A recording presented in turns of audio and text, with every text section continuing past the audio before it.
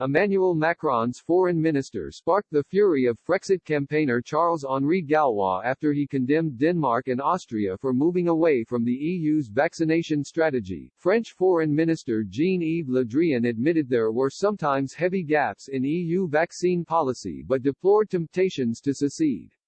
In a stern attack on Austria and Denmark over their decision to make a deal on vaccine procurements with Israel, Mr. Le Drian said the European framework remained the most effective solution to meet vaccination needs, but Mr. Macron's minister was shamed by the Generation Frexit leader, who reminded Mr. Le Drian the EU is not a federal country, praising those who see the mediocrity and inefficiency of the bloc.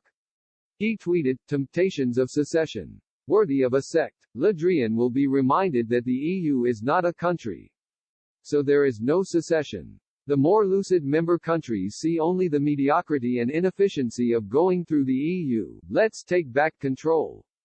Mr. Le Drian said the priority issue is now to pool our resources to increase production capacities in Europe. The French minister said the European marketing authorization process will also be accelerated with the establishment of an emergency procedure for vaccines suitable for variants.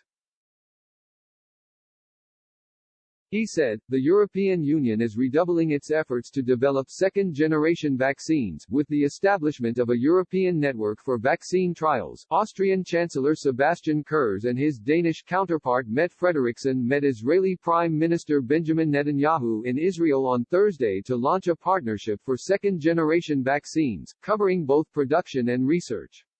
Mr. Kurz said the European Medicines Agency (EMA) was too slow to approve vaccines and it was no longer possible to depend only on the EU for second-generation vaccines intended for faced with the multiple mutations of the virus. After the meeting, Mr. Netanyahu announced the pact between the three nations. Speaking at a joint conference, he said, "Once we get over this cycle of the disease we have no guarantee that it won't come back. We don't know how long, nobody knows, how long these vaccines will hold up. And therefore we have to protect our people against the re-emergence of this pandemic or mutations." Kurz said he was very happy about an EU vaccine initiative but we also need to cooperate worldwide. The European Commission has said member states were free to strike separate deals should they wish to.